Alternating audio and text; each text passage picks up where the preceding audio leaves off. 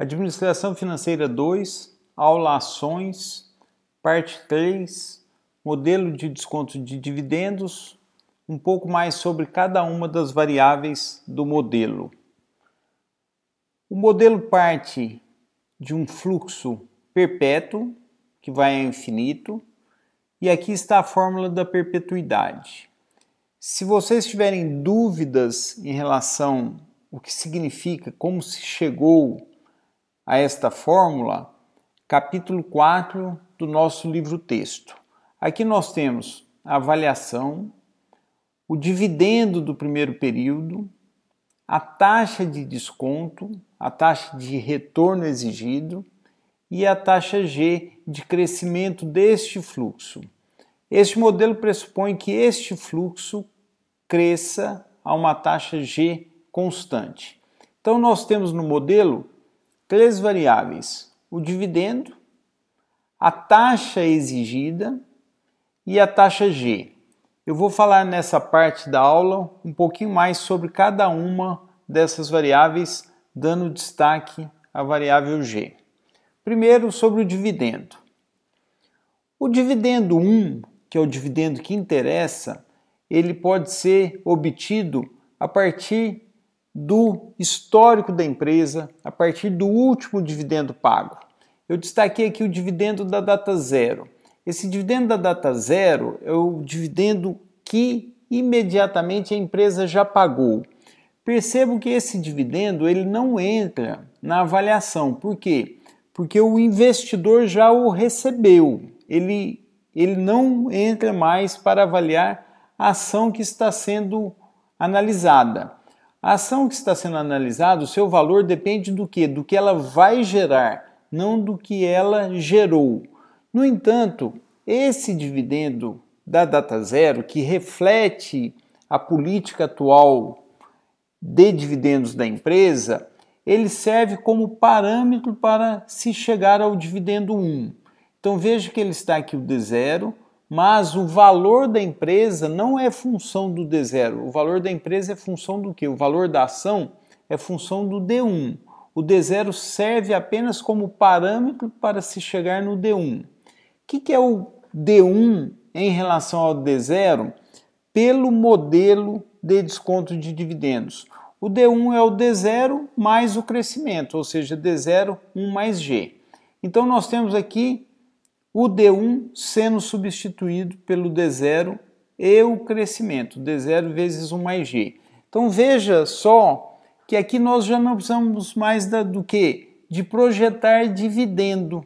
Por quê? Porque o D0 é dado, o D0 nós conhecemos. Nós temos aqui no numerador apenas o G como incógnita. Então, falamos um pouquinho sobre dividendo. Agora, a taxa K. A taxa K, ela pode ser obtida por modelos, ela pode ser obtida no limite até por uma consulta ao acionista da empresa. O que é a taxa? É a taxa que o investidor, aplicando naquela ação, exige. Um pouquinho mais sobre a taxa K, ela pode, por exemplo, ser obtida a partir do próprio modelo de dividendos. Aqui tem que se tomar cuidado pelo seguinte: eu estou usando o modelo de dividendos para avaliar o preço ou o valor, o valor da ação. Eu vou usar o próprio modelo e aí eu vou precisar do preço. Eu posso usar esse modelo para buscar a taxa K em outras empresas do mesmo setor, ou dados agregados da economia, observando sempre o quê? O risco da ação que nós estamos avaliando. Apesar de podermos usar o próprio modelo de dividendos para a obtenção da taxa K, o mais usual é buscar a taxa K no quê? No CAPM, que é um modelo fora do modelo de desconto de dividendos, onde o retorno esperado pelo CAPM vira o quê? Vira o retorno exigido no modelo de desconto de dividendos. E o que é o CAPM? O CAPM é um modelo onde eu posso olhar o que está acontecendo no mercado, a taxa livre de risco que está no mercado, um prêmio pelo risco que pode ser histórico e o nível de risco sistemático daquela ação que eu estou avaliando. Ou seja, eu vou no modelo de risco, um modelo que olha a remuneração de um ativo a partir como função do risco, determino aqui a taxa que vai ser o quê? A taxa K no modelo de desconto de dividendos, que aqui está. Ou seja, eu pego esta taxa pelo CPM, que é o mais usual hoje em dia. Então veja o seguinte, no modelo de desconto de dividendos, no numerador nós ficamos apenas com a incógnita G. Por quê? Porque o D0 é dado. No denominador nós temos a taxa K, que é uma variável que vem de fora, é quanto o investidor, a pessoa que está avaliando a ação, exige de remuneração, e essa taxa dada, por exemplo, pelo CPM, como eu acabei de falar, e aqui nós temos a taxa G. Então, nós temos neste modelo a incógnita mais importante passa a ser o quê? A taxa G. E é isso que nós vamos destacar e explorar um pouquinho mais nessa aula. Vamos lá. Deixa eu colocar aqui. E aí nós temos, considerando que o dividendo 2 é o dividendo 1 vezes 1 mais G, nós temos 1 mais G igual ao dividendo 2 dividido pelo dividendo 1. Se nós considerarmos ainda que o dividendo é o lucro da empresa naquele período vezes 1 menos a taxa de retenção, o que é a taxa de retenção? É o percentual do lucro que a empresa retém. Retém para quê? Para investir. Se B é a taxa de retenção, 1 menos B é a taxa de distribuição de dividendos, é quanto vai se distribuir. Por exemplo, se B é 40%, a empresa vai reter 40% do lucro e vai distribuir 60%. B é uma síntese da política de dividendos da empresa. Considerando isto e isto, nós vamos ter que 1 mais G, a relação entre dividendos, que passa a ser a relação entre lucros. Lucro 2 dividido por lucro 1. 1 menos B, nós vamos cortar com 1 menos B, lucro sobre lucro 2 sobre lucro 1. O que é o lucro 2? É o lucro 1 mais a variação do lucro. Vamos explorar um pouquinho essa variação do lucro.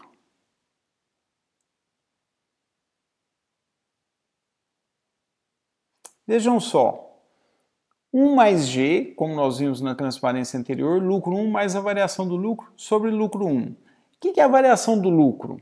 Olha, eu tenho o lucro corrente vezes a retenção. Então, no nosso exemplo, se a empresa está retendo 40% do lucro, a variação do lucro vai ser o quê? O resultado do que ela reteve, o lucro vezes a retenção, vezes o retorno. Ou seja, a empresa está investindo isto aqui, ela pegou um lucro, R$200, reinvestiu o quê? 40%, reinvestiu R$80. Com esse reinvestimento, ela tem um retorno de R, a taxa de retorno.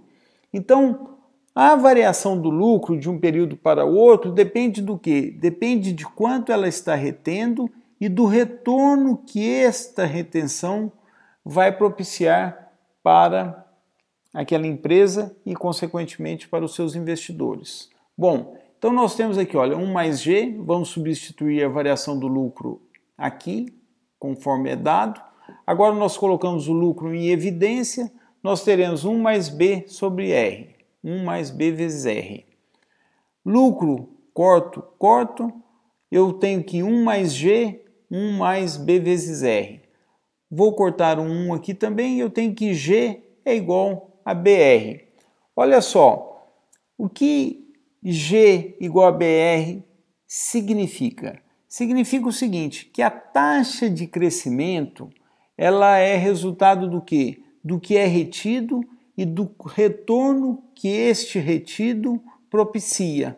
Então, o modelo, quando nós olhamos a taxa G como uma variável importante, nós temos ela como consequência de duas outras variáveis importantes. A taxa de retenção de lucro, ou seja, quanto mais a empresa retém de lucro, mais ela reinveste, e o retorno que esse reinvestimento propicia. Para ilustrar,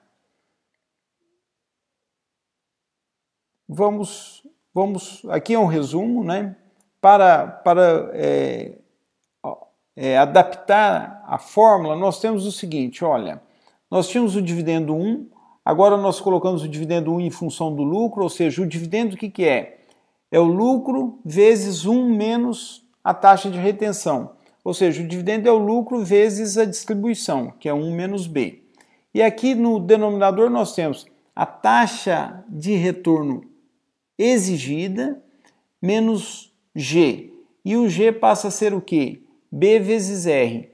O que é B? É a retenção. O que é R? R é o retorno esperado. Se reinvestir naquela empresa, espera-se que dê um retorno de X%. Atenção, nós temos retorno aqui em R e nós temos retorno aqui em K. O K é o retorno que se exige, é quanto o investidor quer ganhar, é quanto ele exige para investir naquela ação. E o R é quanto se espera que o reinvestimento gere de retorno. E agora, para ilustrar, vamos colocar alguns casos. O primeiro caso é um caso em que R igual a K. O que é R igual a K? Olha, o retorno que se espera ao investir, ao reinvestir, é igual ao retorno que se exige. Então vamos lá. Pelo CPM, o investidor fala, eu quero X%. Investindo naquela empresa, espera-se um retorno de Y%. Se essas duas taxas são iguais, ou seja, se o retorno esperado é igual ao retorno exigido, nós teremos o seguinte, vamos substituir aqui o R por K, porque eles são iguais, aqui nós vamos colocar o K em evidência, vamos ficar com 1 menos B, que será cortado com isso. Nós temos lucro sobre K, ou seja, se o retorno esperado do investimento na própria empresa é igual à taxa que o investidor exige, o valor da empresa depende do lucro capitalizado pela taxa K. Ou seja, tanto faz a política de dividendos, tanto faz o que será a taxa B, a taxa de retenção. Aqui está um exemplo numérico do caso 1. Tá? R, taxa esperada do reinvestimento na empresa, igual a K, taxa que os investidores exigem, igual a 10%, de uma empresa cujo lucro é 100. Aqui nós temos 3 situações de B, ou seja, 3 políticas diferentes de dividendos. B igual a 0, ou seja, a empresa retém 0, distribui tudo. Se a empresa distribui tudo, aqui está a aplicação da fórmula, o preço ou o valor da ação, 1.000. Se a empresa retiver 50%, ou seja, distribuir os outros 50%, aqui está o preço, igual a 1.000 também. Por quê? Porque quando R igual a K, tanto faz a empresa reter ou distribuir. E aqui um último exemplo, quando B igual a 80%. O que significa B igual a 80%? A empresa está retendo 80% do lucro, distribuindo 20% e o P continua sendo 1.000. Ou seja, quando o R igual a K, há uma indiferença em relação à política de dividendos, aqui expressa na taxa de retenção B. Segundo exemplo.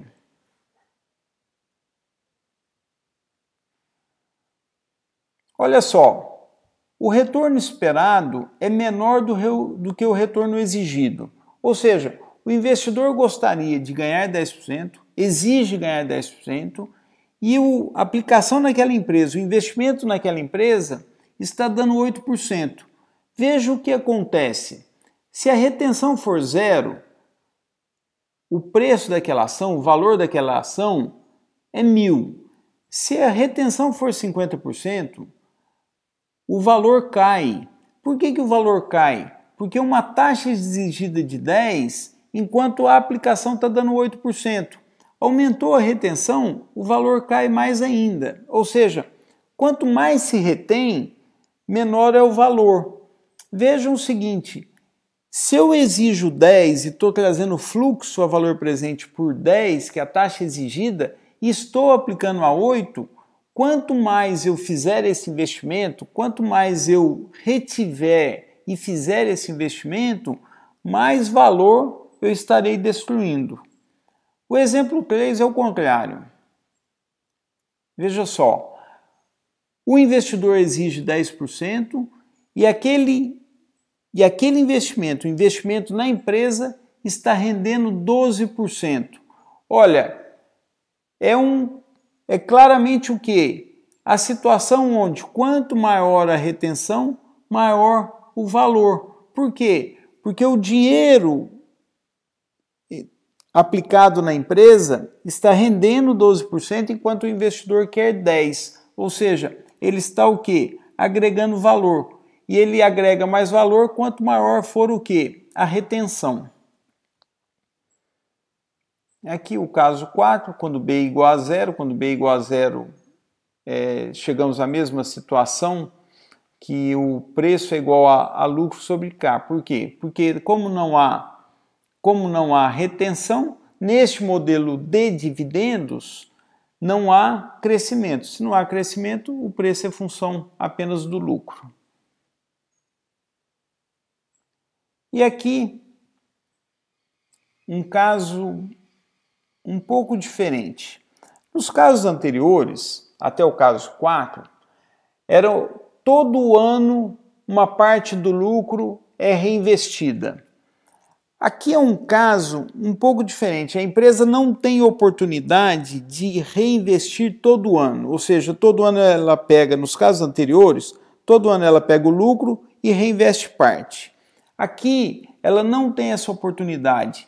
Ela tem uma ou oportunidades pontuais de reinvestir, de fazer investimentos. Aqui, para ilustrar, eu trouxe apenas uma oportunidade, que é o seguinte. Aqui está o fluxo da empresa. Essa empresa tem um lucro que é igual ao dividendo, que é igual a 10. A taxa exigida, K, igual a 10%. Então, o valor presente desse fluxo, que é uma perpetuidade sem crescimento, igual a 100. Isto aqui é a empresa. É uma empresa que não tem retenção e distribui todo o lucro. Ou seja, 100% do lucro é distribuído em dividendo. Esta empresa tem uma oportunidade de reinvestir. Neste primeiro ano, ao invés do investidor levar este fluxo de caixa livre, ele reinveste. E este reinvestimento promete gerar um fluxo perpétuo de 1,6. Olha só, eu vou analisar esse projeto, isso é um projeto específico, a empresa tem esta oportunidade, eu vou analisar esse projeto a partir do quê? A partir da técnica do VPL. E chego que o VPL desse projeto, 5,45. Se esta empresa fizer este projeto, se ela implantar este projeto, qual é o fluxo resultante para os acionistas dessa empresa? Olha, no primeiro ano, o acionista receberia 10, não recebe 10 porque a empresa reinvestiu 10, ou seja, aqui é um fluxo zero. No entanto, nos anos posteriores, o acionista receberia apenas 10, ele passa a receber 11,60. Por quê? Porque esse projeto aqui vai gerar 1,6. e este passa a ser o fluxo esperado da empresa.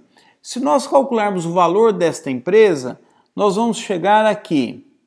Está aqui a perpetuidade, este valor aqui está na data, este valor aqui fica na data 1, eu divido por 1.1 para pegar da data 1 e trazer para a data 0. Então, 105,45. Olha só, o valor da empresa, se realizar esse projeto, é o valor da empresa antes do projeto, mais o VPL do projeto. E aí nós temos esta formulação. O valor da empresa que tenha oportunidade de investimento é o valor da empresa sem oportunidade de investimento ou de crescimento, mais o VPL da oportunidade de crescimento, que é igual exatamente aqui, ó, 100 mais 5,45, 105,45. E aqui nós tínhamos o quê? Por que esta empresa, se fizer esse projeto, agrega valor? Essa empresa agrega valor por quê? Porque ela tem um projeto que o VPL é maior que zero. Por que o VPL é maior que zero? Porque a taxa de retorno é maior que a taxa exigida. A taxa de retorno esperada no projeto, 16%, é maior que a taxa exigida pelos investidores. E aqui tem um exemplo 6 que mostra um projeto com VPL negativo. O conceito é o mesmo e nós temos o quê? Se o investidor exige 10% e a empresa aplica 5%, olha só, aqui tem uma taxa de retorno de 5%. Há um investimento de 10 que gera apenas meio, ou seja, é um projeto com VPL negativo. Se essa empresa fizer este projeto, ela estará destruindo valor. A empresa sem o projeto vale 100, com o projeto ela vale 95,45. A formulação, o conceito aqui é o mesmo e o que mostra, o que diferencia o caso 5 do caso 6 é que o caso 5 tem um retorno maior que a taxa exigida e o caso 6 tem um retorno menor que a taxa exigida. Com isto, nós detalhamos um pouco mais as 3 variáveis do modelo de desconto de dividendos e encerramos a parte 3. Qualquer comentário, por favor, me encaminhe um e-mail e no próximo vídeo, parte 4.